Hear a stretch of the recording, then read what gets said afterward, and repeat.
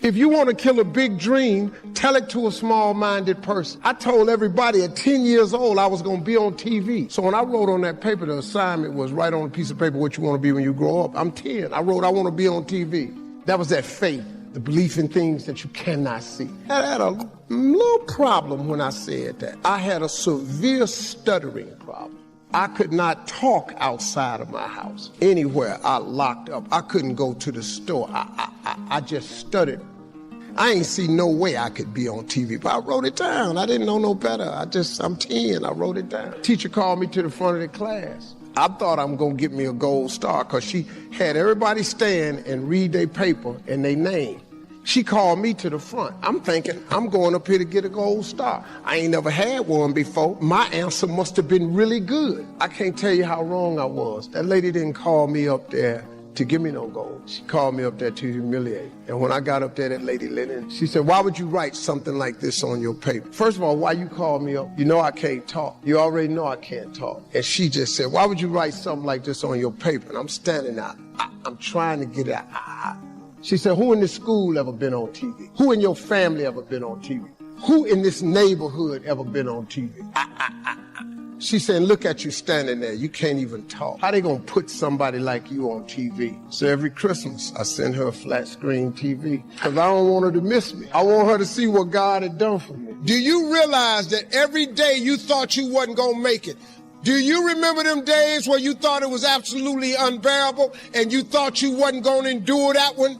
Do you know that your survival rate for every last one of them bad days is 100%? Your track record for surviving bad days is 100%. You survived every hater. You survived all the evictions. You survived the firings.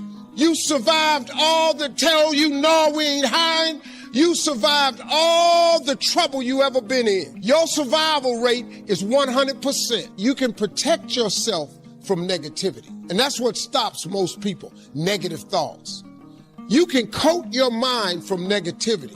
It's a real simple exercise to do. I do it every morning before I walk out the door. So I walk out as a positive person. You know, I get tired sometimes. That's different from being negative. But to coat your mind from negativity, the way you can put a coating around your mind is with one simple thing, gratitude. Gratitude erases negativity. I'm gonna show you how this works. If you wake up in the morning and you start having negative thoughts, man, this ain't my day. I woke up on the wrong side of the bed. I'm tripping, I just don't feel myself. Every time you feel, in the middle of the day, if you feel yourself doing that, stop. Just stop for a second and start going over in your mind everything you have to be grateful for. Not everything you want, everything you already have. Because what you have is substantial. But the fact that you can walk, that's a blessing. The fact that you woke up, that's another blessing. The fact that you can see, think, reason, that's another blessing. The fact that you can go somewhere and get yourself something to eat, that's another blessing. The fact that you can go and turn the key and call someplace home, that's another blessing. The ability to dream is a blessing. The fact that you have an opportunity to get it right is another blessing.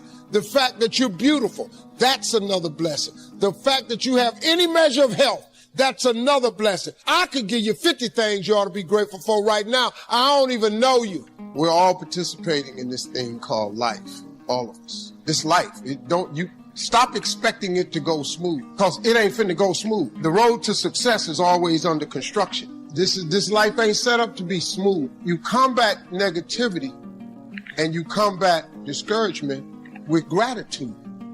It's the one way to combat discouragement. What messes you up is you focus on the thing that's not happening, and that causes you to get discouraged. So whenever you get discouraged, you have to change your focus from what's not happening to what has happened. And it straightens you out immediately, because what causes the downslide is if you get wrapped up into what ain't happening, it get ugly, man. And it just snowballs. But you have to focus on gratitude. People don't understand how serious gratitude is.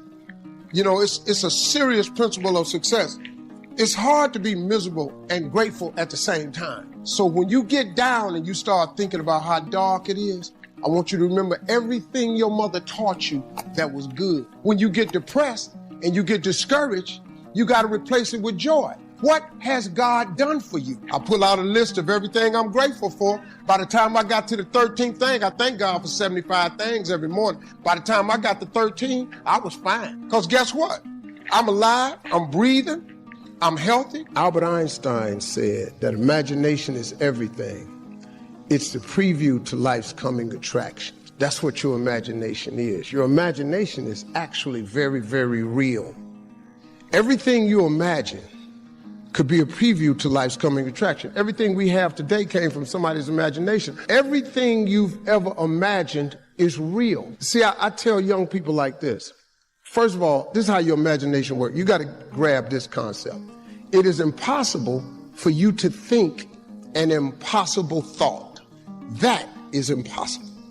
You can't think something that ain't possible. You ain't that smart. So if it's in your head, you got to ask yourself, how did it get there? That's God showing you a preview of a coming attraction he has for you. The problem with most people is you think your imagination is hocus pocus. It's really not. It's a preview of a coming attraction. If you react to your imagination, that's where your real life is. It's just God showing you what he has for you. The problem people have is they tell their imagination to the wrong people. All y'all want to be successful and you want to be happy, but you got to get there. It's a shortcut to getting there. The shortcut to getting there is the relationship with God. If you try it without him, you're going to fail miserably. You're going to sink, man. It's going to be ugly for you. Through all the things I've gone through in my life, I had a lot of downs. How did I keep the faith? There was a couple of reasons. Number one, I know from living that if you quit whatever you're trying to accomplish, if you quit, whatever you were trying to accomplish can never happen. There's not even a remote possibility. If you quit, there is no chance of it popping back up again, coming back later. Quitting is guaranteed failure. Now, when you're trying, you're going to fail. But quitting, just stopping, that was the number one thing I understood. And then number two, you have to make sure that your dreams, your aspirations and goals are so big that not accomplishing them is not an option. You have to want something so big that it wakes you up in the middle of the night. You have to want something so big that you think about it all the time. You have to want so big that it drives you to wake up when you don't want to. It keeps you up at night when you long been sleepy. It makes you show up, do things you wouldn't normally do. It requires extra. You have a great life in front of you, but your great life is in front of you. It's not behind you. What you did back there ain't got nothing to do with what God got for you. What you did back there was learn the lessons to get you to where you are at this particular moment right here. But what God got for you, do you know, man, that you can actually mess your life completely up? You can jack it all the way up and you can turn around and get it right. Do you know that you can be divorced multiple times and still be okay? Do you understand that you cannot have a degree and still be just fine? You want to know how I know? Because I'm telling you what I know. I lost everything twice. I don't know if you've ever lost everything before, but I've been bottomed out twice. I done seen rock bottom 2 times. I've been through some walls up in here, man. I'm just trying to tell you, man, God is really with you. You can jack your life all the way up. God is in the forgiving business. You can make all the mistakes you want to make or think you shouldn't make. God is in the get it together business. If you got dreams and visions, I got news for you. God is in the make your dream come true business. He did it for me. How he won't do it for you? A lot of y'all better than me. I'm just going to flat out tell you. Most of y'all ain't done what I had to do to get to where I am today. You just ain't had to do this type of dirt. You ain't been homeless, so you ain't got the scrap like me. I've overcome it all because I have a relationship with him. And you can listen to me and tell that I'm not a perfect person. I am not a perfect Christian. I have my flaws. I am a flawed human being. I'm hurting. I'm hurting, man. Everybody tripping through something. Everybody, I don't care who you are, you're going through something. But if you got God, you can make it.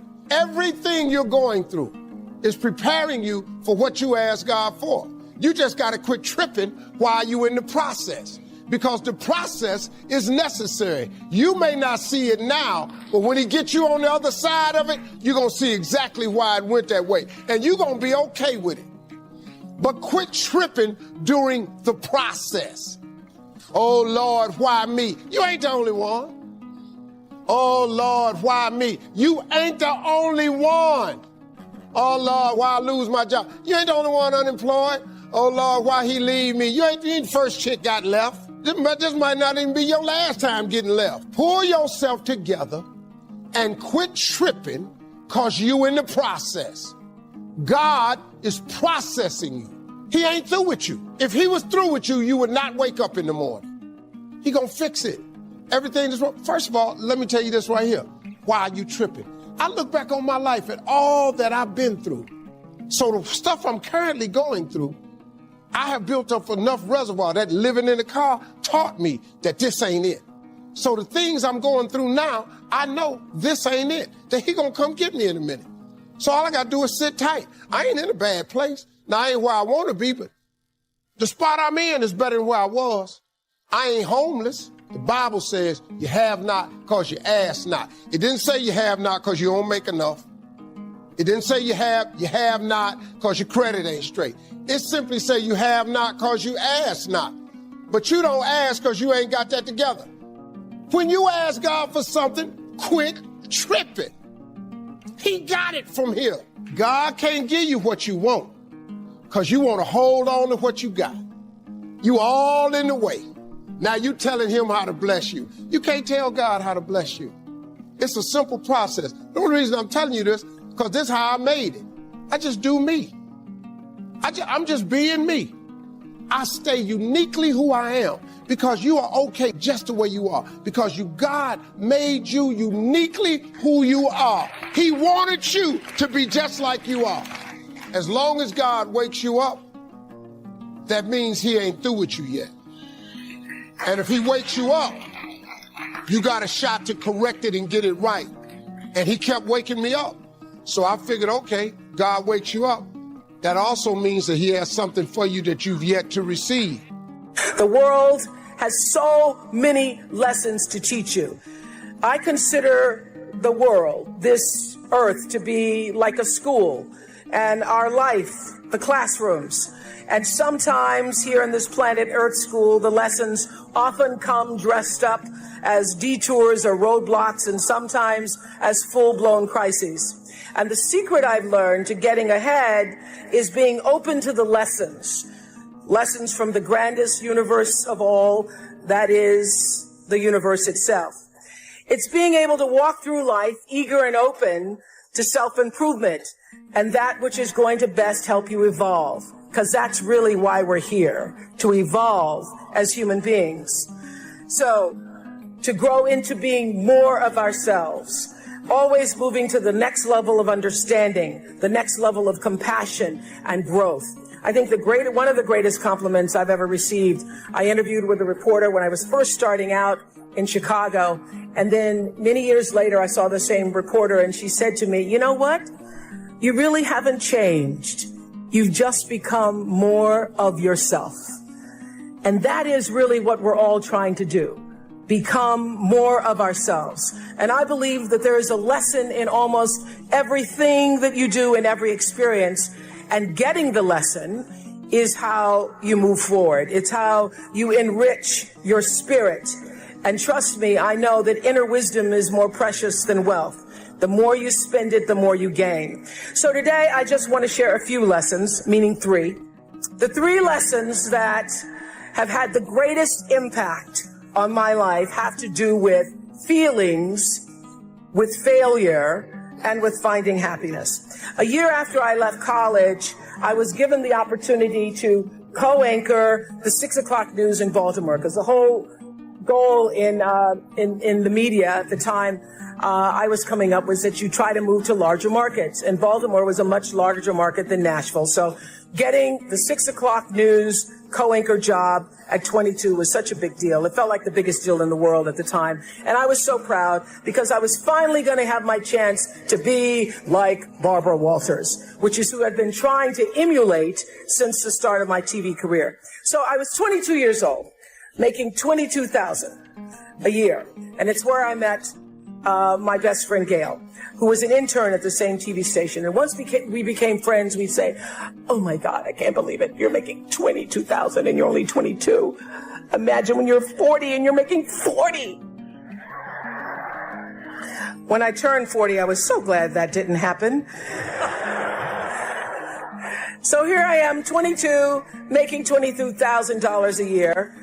And yet it didn't feel right. It didn't feel right. The first sign, as President Hennessy was saying, was when they tried to change my name. The news director said to me at the time, nobody's going to remember Oprah, so we want to change your name. We've come up with a name we think that people will remember and people will like. It's a friendly name. Susie.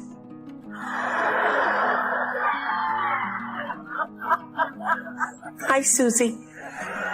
But my name wasn't Susie. And, you know, I'd grown up not really loving my name because when you're looking for your little name on the lunch boxes and the license plate tags, you're never going to find Oprah.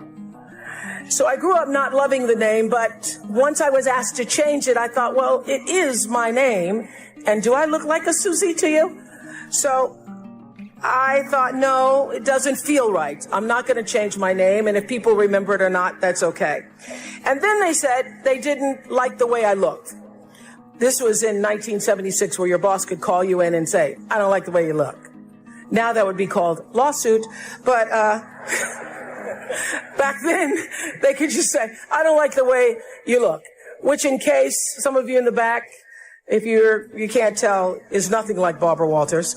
So they sent me to a salon where they gave me a perm, and after a few days, all my hair fell out, and I had to shave my head. And then they really didn't like the way I looked, because now I am black and bald and sitting on TV.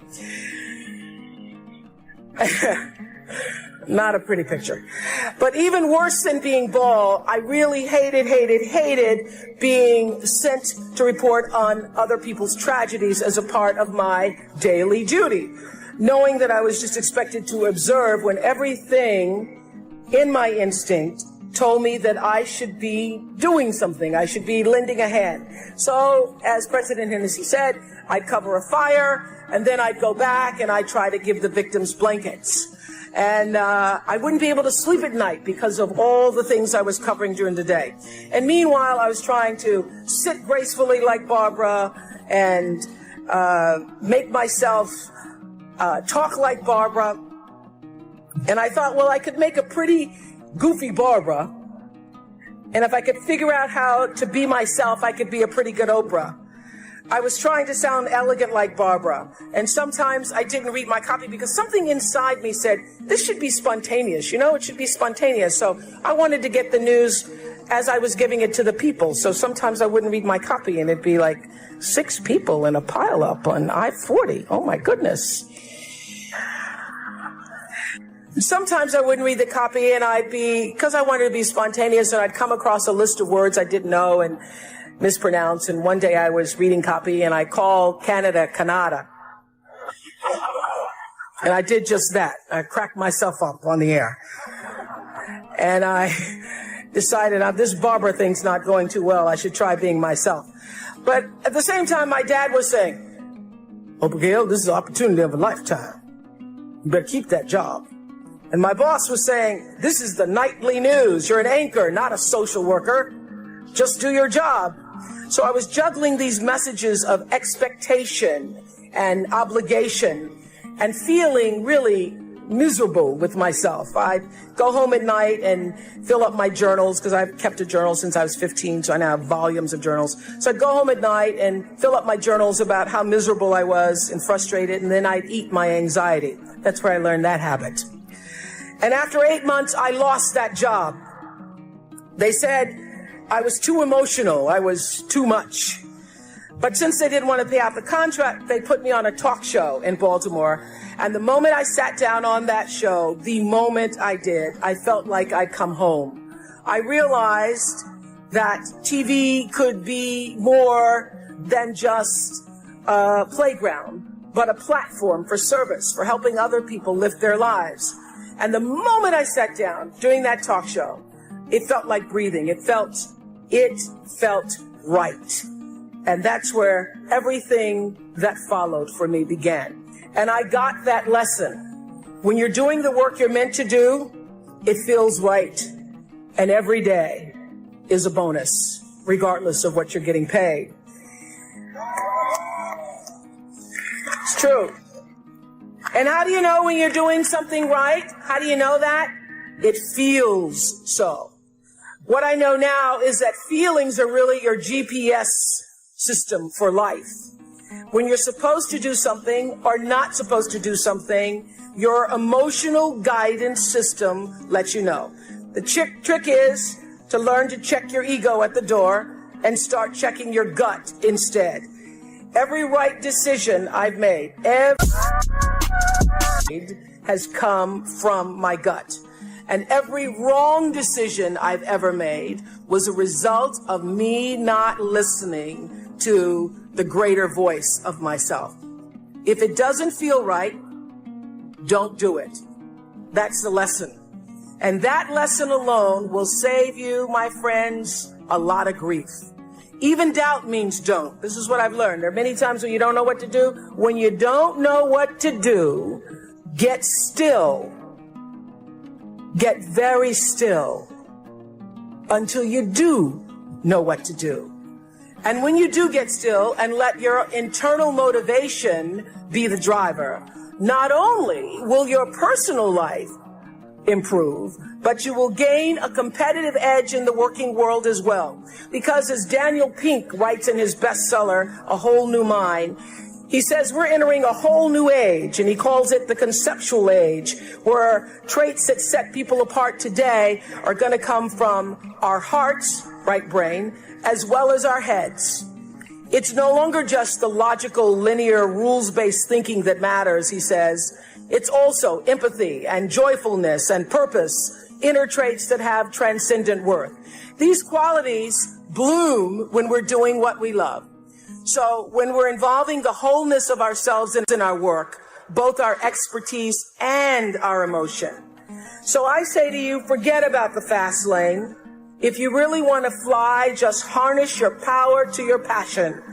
Honor your calling. Everybody has one.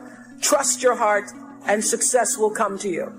So how do I define success? Let me tell you, money's pretty nice. I'm not going to stand up here and tell you that it's not about money, because money is very nice. I like money. It's good for buying things. But having a lot of money does not automatically make you a successful person. What you want is money and meaning. You want your work to be meaningful, because meaning is what brings the real richness to your life. What you really want is to be surrounded by people you trust and treasure, and by people who cherish you. That's when you're really rich. So lesson one, follow your feelings. If it feels right, move forward. If it doesn't feel right, don't do it. Now I want to talk a little bit about failings, because nobody's journey is seamless or smooth. We all stumble. We all have setbacks. If things go wrong, you hit a dead end, as you will. It's just life's way of saying, time to change course. So ask every failure, this is what I do. Lesson. You get to move on. If you really get the lesson, you pass and you don't have to repeat the class. If you don't get the lesson, it shows up wearing another pair of pants or skirt to give you some remedial work. And what I found is that difficulties come when you don't pay attention to life's whisper, because life always whispers to you first. And if you ignore the whisper, sooner or later, you'll get a scream. Whatever you resist persists. But if you ask the right question, not why is this happening, but what is this here to teach me? What is this here to teach me? It puts you in the place and space to get the lesson you need. My friend Eckhart Tolle, who's written this wonderful book, called A New Earth. That's all about letting the awareness of who you are stimulate everything that you do. He puts it like this. He says, don't react against a bad situation, merge with that situation instead, and the solution will arise from the challenge. Because surrendering yourself doesn't mean giving up, it means acting with responsibility. I founded the school where I'm trying to give South African girls a shot at a future like yours. And I spent 5 years making sure that school would be as beautiful as the students. I wanted every girl to feel her worth reflected in her surroundings. So I checked every blueprint, I picked every pillow, I was looking at the grout in between the bricks, I knew every thread count of the sheets, I chose every girl from the villages, from 9 provinces, and yet last fall I was faced with a crisis I'd never anticipated. I was told that one of the dorm matrons was suspected of sexual abuse. Well, that was, as you can imagine, devastating news. First I cried, actually I sobbed for about a half an hour, and then I said, let's get to it. That's all you get, is a half an hour. You need to focus on the now, what you need to do now. So I contacted a child trauma specialist. I put together a team of investigators. I made sure the girls had counseling and support. And Gail and I got on a plane and flew to South Africa. And the whole time I kept asking that question, what is this here to teach me? And as difficult as that experience has been, I got a lot of lessons. I understand now the mistakes I made because I had been paying attention to all of the wrong things. I built that school from the outside in, when what really mattered was the inside out.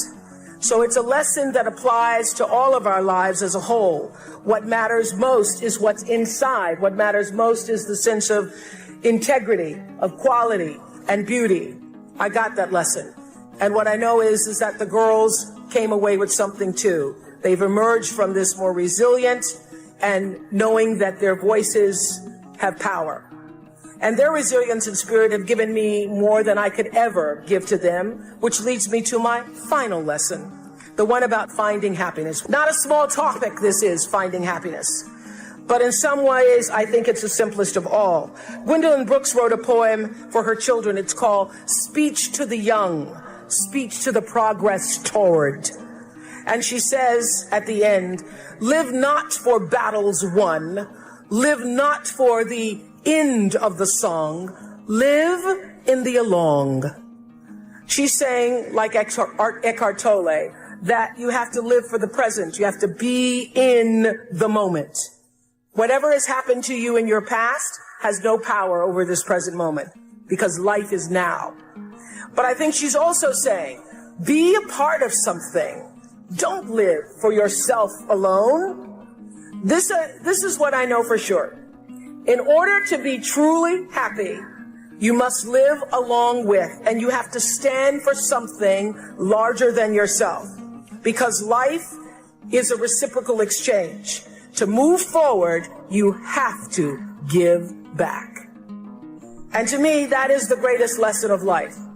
To be happy, you have to give something back. The lesson here is clear, and that is if you're hurting, you need to help somebody else ease their hurt. And in the process, you get to become a member of what I call the greatest fellowship of all, the sorority of compassion and the fraternity of service. There's actually a helper's high, a spiritual surge you gain from serving others. So if you want to feel good, you have to go out and do some good. But when you do good, I hope you strive for more than just the good feeling that service provides, because I know this for sure, that doing good actually makes you better. So whatever field you choose, if you operate from the paradigm of service, I know your life will have more value and you will be happy.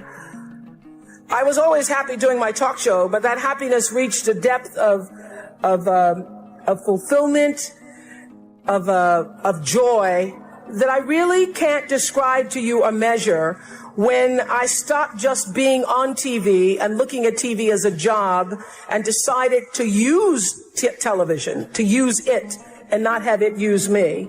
to use it as a platform to serve my viewers. That alone changed the trajectory of my success. So I know this, that whether you're an actor, you offer your talent in the way that most inspires art.